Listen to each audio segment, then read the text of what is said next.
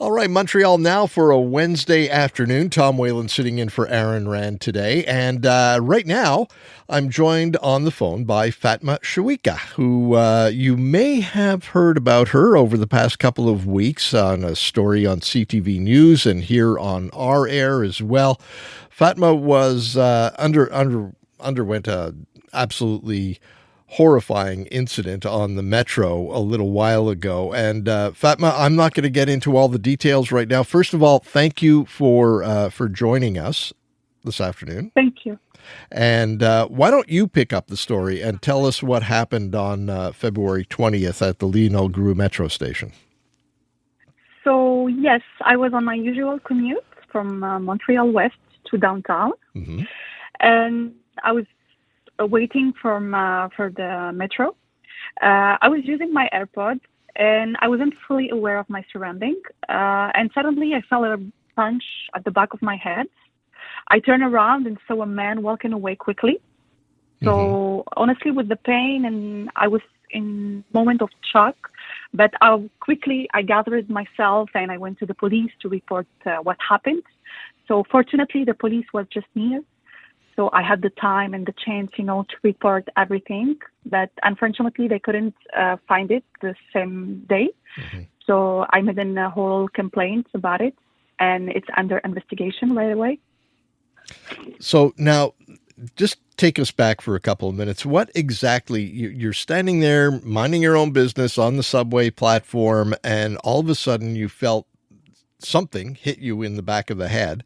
And what was your first thought? What was your first reaction?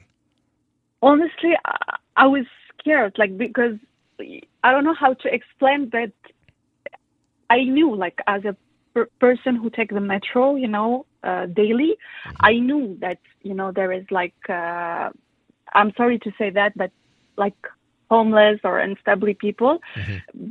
I'm aware it's a fact.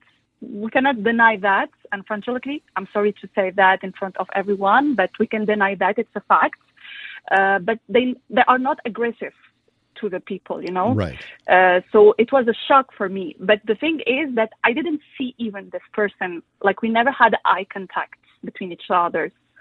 So it was a whole shock for me because I was never expect a suddenly hit, an aggressive hit. You understand my point? Yep. I'm a woman, I'm just sitting by myself, waiting for my metro, I was coming back from work. I'm not doing any issue, I just want a peaceful, commute to my home, to the work. So it was a real shock for me because at the first I didn't expect that, someone hit me. Of course that not. It's something else, Yeah. Who would expect that? It was a frightening experience. And even now talking about it brings up strong emotion because no one should feel unsafe on the public transit because this incident made me realize how quickly things can happen, and now important is to raise awareness about safety on public transportation. Right. Well, just first of all, I just want to see when it first happened. Were you knocked down? Did you fall to your knees?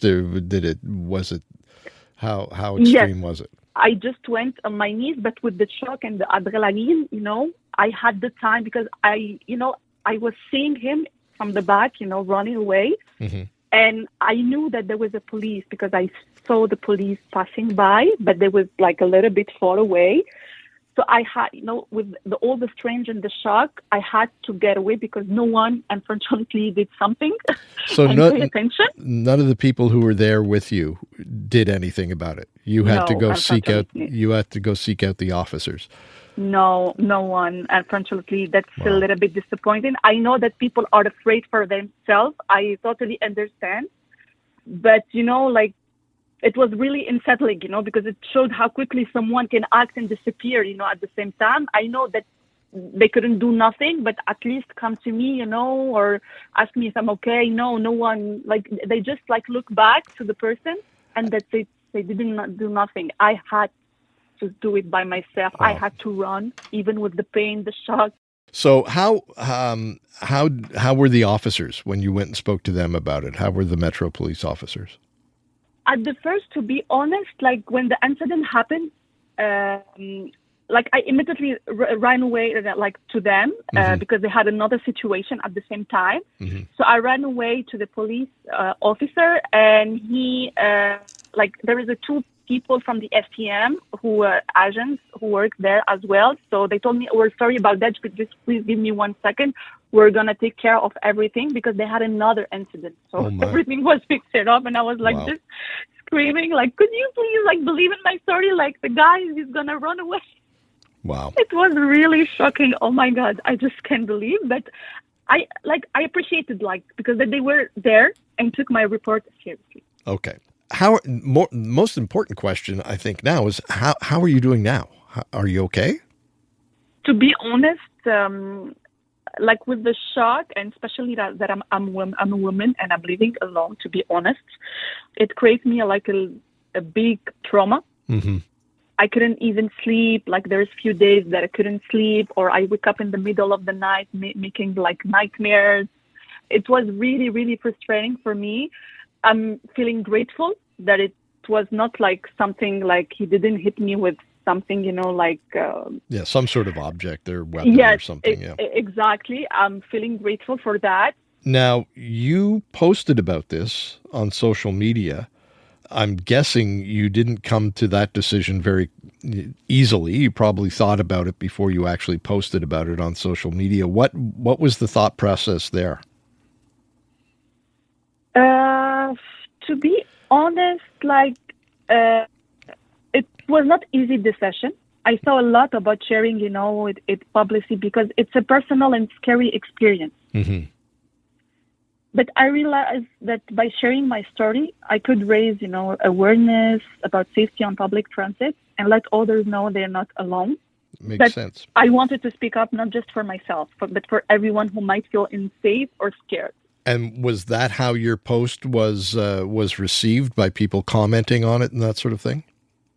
Yes, I had many experience from especially women that had the similar experience, even worse.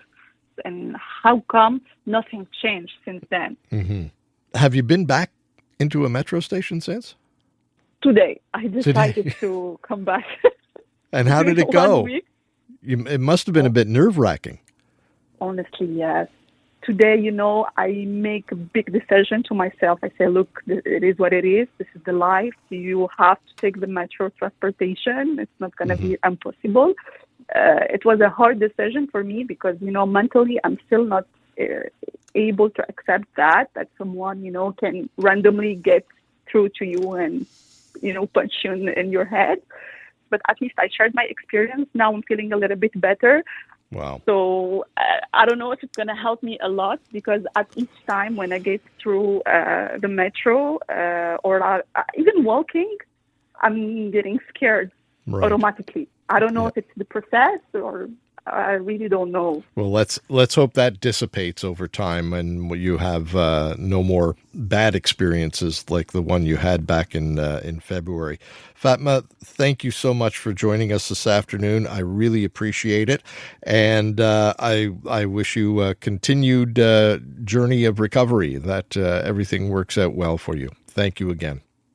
Thank you so much for inviting me, and thank you so much to make me share my story. I hope that helps to everyone, and I hope especially that it's going to be aware to the STM and to all the people who are concerned to make more safe public transportation. Thank you so much again. Thank you.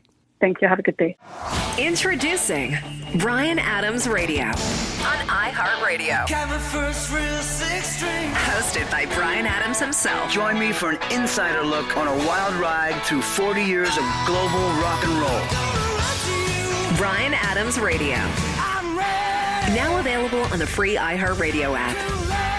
Or ask your smart speaker to play Bryan Adams Radio on iHeartRadio. Who's ready to rock? Kids wanna rock.